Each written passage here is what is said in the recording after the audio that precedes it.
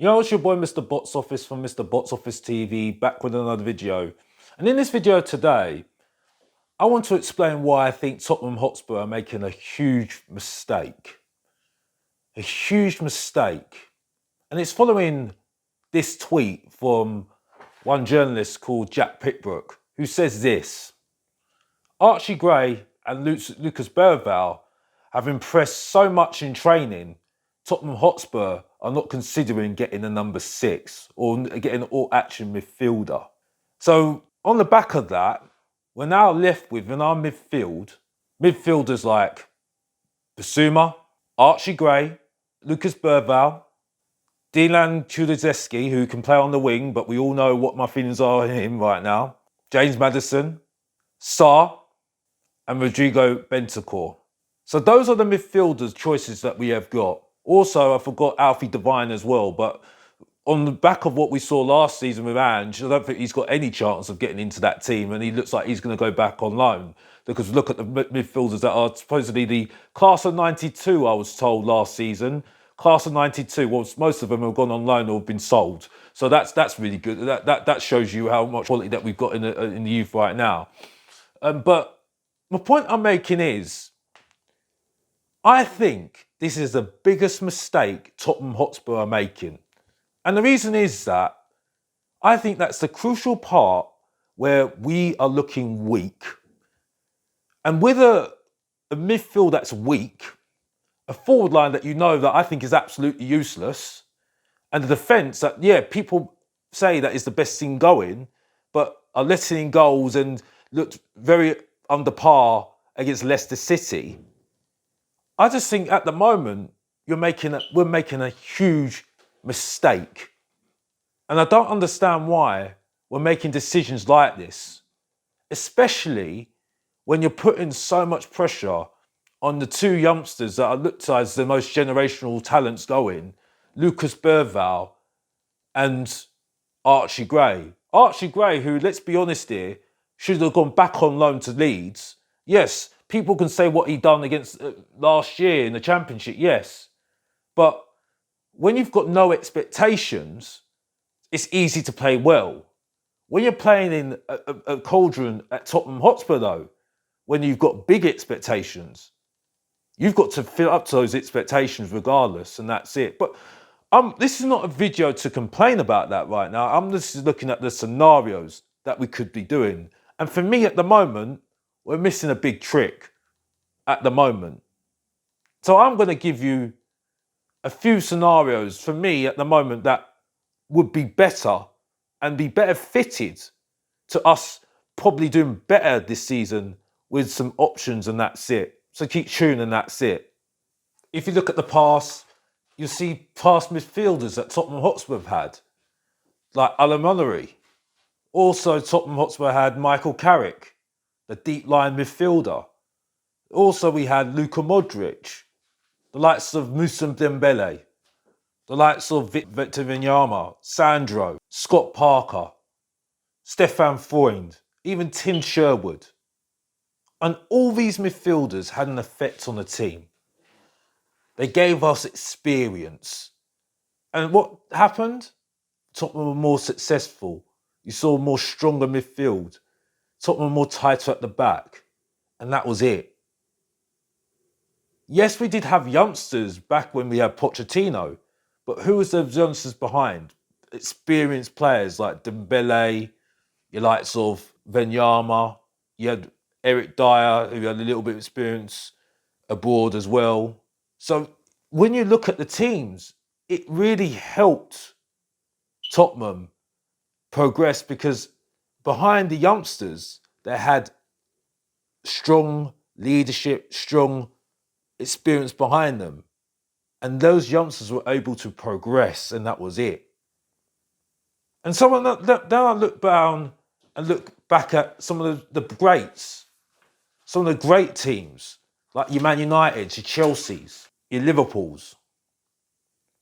And so I talk about midfields like Roy Keane, Mikel Arteta, Pep Guardiola, abroad, in Spain, Gerrard, Xavi Alonso. Paul Ince, Fernandinho, Gareth Barry, Frank Lampard, Park Jin-sun, Firmino. And all those midfielders have got different characteristics, but they were very effective for their teams. One had the composure, like a Michael Carrick. So you always have space, that deep line midfielder that would just look to space and pass long or short and start off attacks. But one that was just a midfield general that would be trying to put out fires, stop attacks from starting to happen, and that's it. And being that aggressive person, and that's it. So what I'm leading to, what I'm trying to say is at the moment is that, for me at the moment, that's what Tottenham Hotspur are absolutely missing. And when you see that those midfielders that I mentioned just earlier on, that is not going to help us move forward. So when people say that they need to give them time, the only time we're going to give them time is if we progress with decent players that actually are going to improve that midfield, improve the midfield that will help the fact that we ain't got great forward line, and also a defence that is going to be playing very high, and that's it. So I'm going to look at some options that are quite similar to what we just mentioned just now, and why I think they would be revolutionising our team to either progress us to where we want to be, and that's it. So let's get straight into it. The first midfielder I want to speak about is Joao Gomes. Now, I've looked at this midfielder, and for me at the moment, he looks like someone that is right up our street.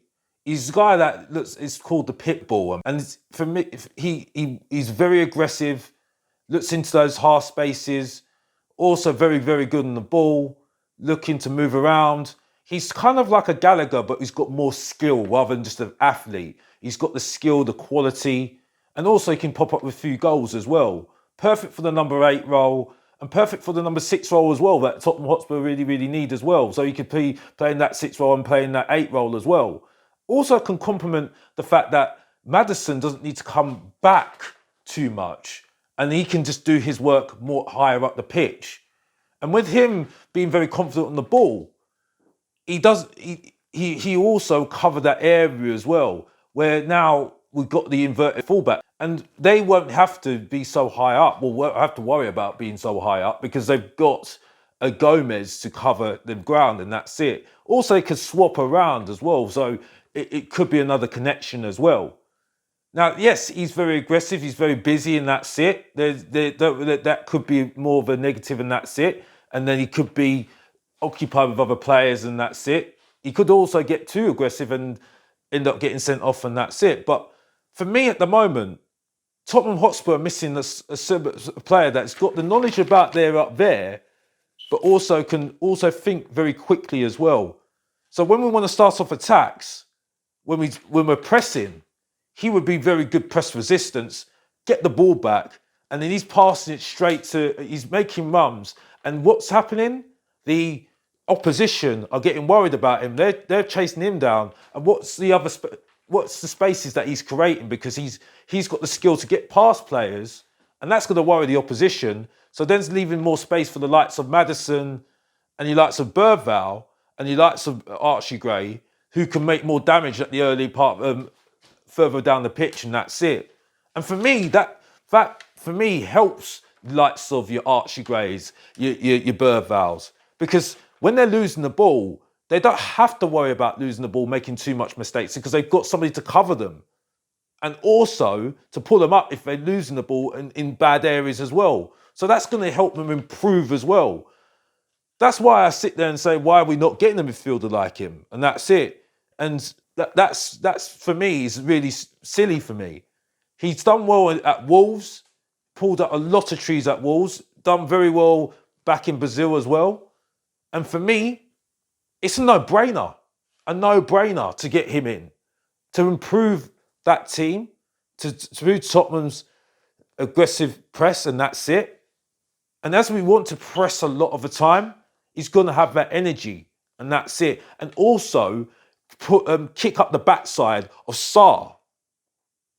kick up the backside of some of our midfields like Basuma. Because then Basuma and Sarr are looking at this and thinking, wait a minute here, this guy's taking my place and I ain't going to get back in it if I don't sort myself out.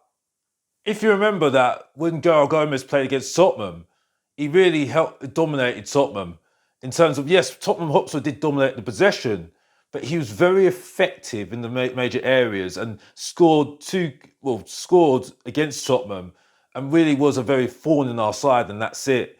And for me, it's one of those things that when you see someone play against you and very effective, I think there's only one scenario here, is just go out and go and get the player, and that's it. And for me, if you don't get him, he's only going to go somewhere else and become a better player, and that's it for me. Yes, I can doubt. Maybe I've got my doubts on Postecoglou's coaching ability and coaching staff, and yes, but I think there's quite a big future for this guy moving forward, bringing that aggressive side to him, getting helping other players with their game as well, bringing best out of their game as well, like your Burvals, your Archie Grays, your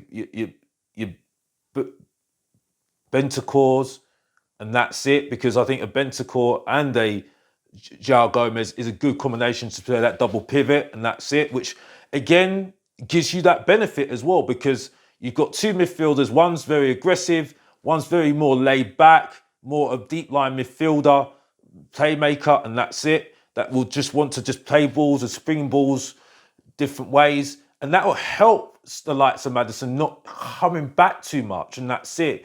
And that's what I'm saying, combinations again, which was very much what I was saying that I was angling towards under Conte, under Nuno, and under Jose Mourinho, because those are the combinations that I saw under Martin Jol, Harry Redknapp, and Pochettino as well. Those combinations are so important to our foundations to moving forward, and that's it. So for me, we are missing a huge trick not going for Joao Gomes, and that's it. And that's why for me, he's perfect for our midfield, and that's it. So for me, that's one of my choices to bring into the team, Joao Gomes, and that's it. Next midfielder I want to speak about is Matt O'Reilly. And for me, this is a midfielder for me that is underrated, massively underrated. For me, he's one of those ones that he does his business very well. He does it very quietly, but also very eloquently as well. That he's very calm, composed. And that's one of the things that I think is very, very important in a midfielder. Very composed, especially if you're playing that deep line midfield, that it can display the balls in different areas, and that's it. And it's quite clear for Celtic he does that very, very well. He also is that guy that he gets into the box very, very late and can score some very good goals, very crucial goals from outside the box as well. He's got some good range with his left foot as well. And looking at the character of him, he looks a very good, grounded character that has gone through the hardships, going from Championship to League One, and then going to Celtic now, who was under Postecoglou.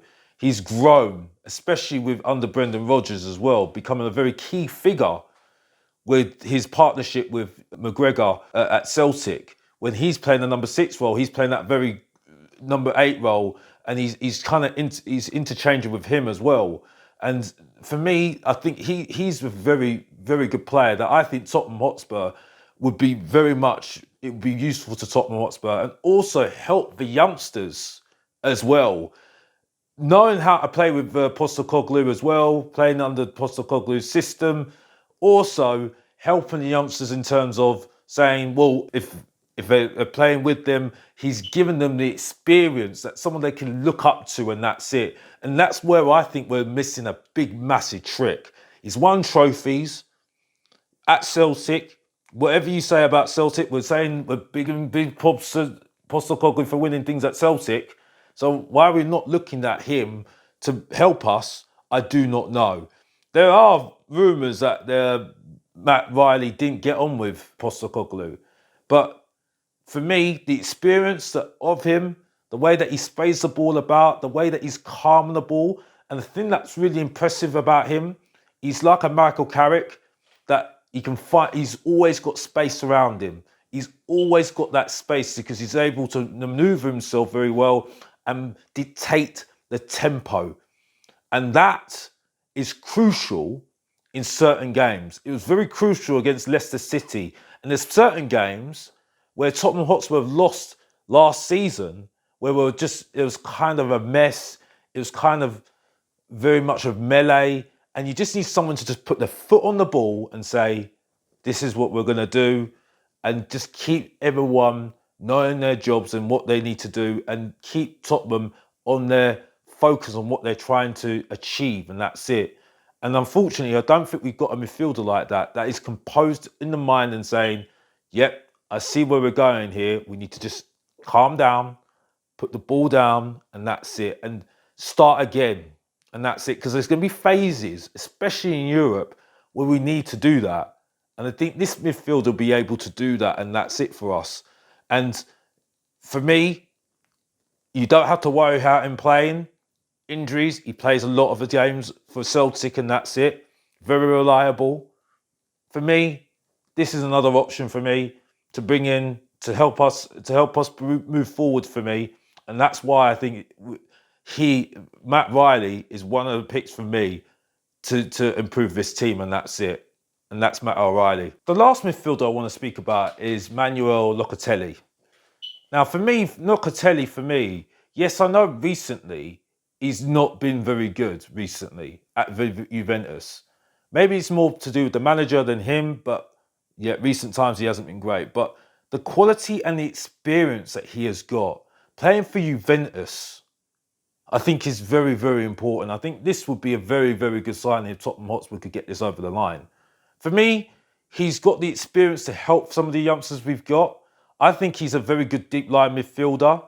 That again is like Matt O'Reilly, that he's got a lot of space because he can dictate it himself, dictate the tempo like a Pirlo, and that's it. Which I think is important. It helps the likes of your Bursuma, who can just play that number 8 role, or Sarr, who can just play that number 8 role. Don't have to worry about, and they can be that double pivot maybe, and that's it.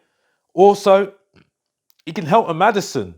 Maddison again, going more forward rather than having to worry about ticking up the ball, trying to create from deep, and that's it. For me, he's one of those midfielders that reminds me of Michael Carrick. He's got the space, he can just pop the ball around, and that's it, like a Modric, like he used to do for Real Madrid and used to do for Tottenham.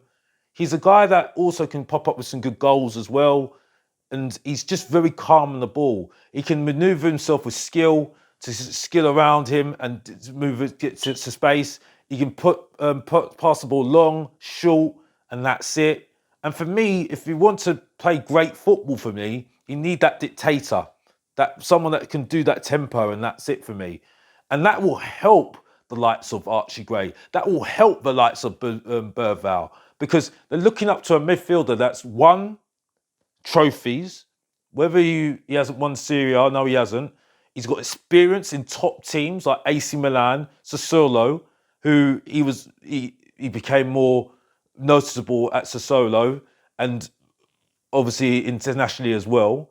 And for me, he's much a midfielder for me that would help us in terms of experience, because regardless of what you can say about Postecoglou, you need that experience, because that's the experience that will grow some of those youngsters. They can look up to them, and that's it. That's why I said it was a bad mistake to let go of Perisic, because Perisic was helping some of those youngsters grow with his experience of winning, his mentality, playing for big teams, and that's it.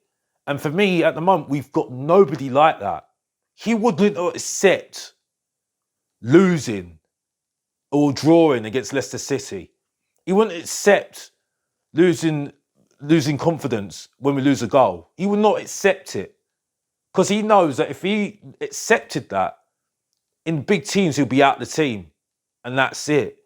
Because big teams, they don't accept it. They're ruthless, and he would have that mentality, and that's it. And before I say any more and say we've got someone like Bentancur that came from Juventus. So, yes, I did call him a Juventus reject, and yeah, maybe he's still a Juventus reject. But at the end of the day, if the Juventus reject comes into Tottenham and gives us the mentality that we need to show the mentality to some of these youngsters, and also help the likes of Maddison, connect with Maddison, get a good partnership with a double pivot, one of the midfields that we've got already, especially like Archie Gray or Bergvall, it really helps them grow, and it only makes them better. That's why I mentioned the midfields I met before. Scott Parker, Michael Carrick. Michael Carrick was kind of more of a rookie when he came from West Ham, but he grew because he had, at Tottenham, when he had the Edgar Davids, you know, the likes of him, giving him experience, giving him some know-how what to do. Then we went to Manchester United when he's working with likes of Paul Scholes, Ryan Giggs, you know, Phil Neville, you know, Roy Keane. And when you're learning those sort of midfielders, you grow. You understand how to make your space, how to dictate the tempo of a game. And you only learn that from experienced players that have won. Also experienced players that know the game, that have got that in there, the knowledge of the game, the football IQ. And that's what the midfielders I've just mentioned now have got, the football IQ. That they can just look around, they know where they are, they're aware where they are, and they can just ping the ball wherever they need to do it. They know the right pass to find, and that's it. And this is a perfect midfielder to do that. He also have that knowledge, and also have that leadership to say, sorry, this is not good enough. This is not good enough. And we need to do better. And that's it. So for me, if Tottenham Hotspur don't get this midfielder, that's why I say we're making a big mistake, and that's it. And Manuel Locatelli, for me, would improve our midfield, and that's it. So that's just three midfielders that, for me, at the moment, we are making a massive mistake not trying to improve that midfield. As I mentioned before, if Tottenham Hotspur really want to achieve something this season, you need a better midfield. You can't just have a bang average forward line that don't get past their man. You've got only youngsters that have got future, just raw. And you've got a defence that are very mediocre, even though you've got some good characters in there and good attributes in there with some of the players we've got, and you've got good reputations. You can't not have a great midfield. Yes, I forgot the goalkeeper as well, because the goalkeeper is very good as well, but again, he's got a clanger in him as well. So, for me, Tottenham Hotspur need to make a decision.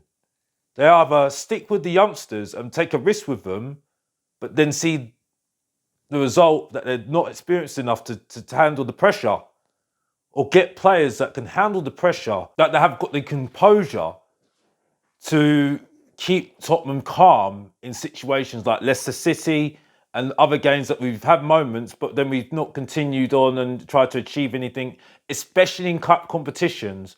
Also in Europe, where the composure is so very important when you've got teams that are very, very good tactically, managers that are very, very good tactically as well, and they will play you at different games. And Tottenham Hotspur have to have a composure, the ability to be able to adapt, and that's it.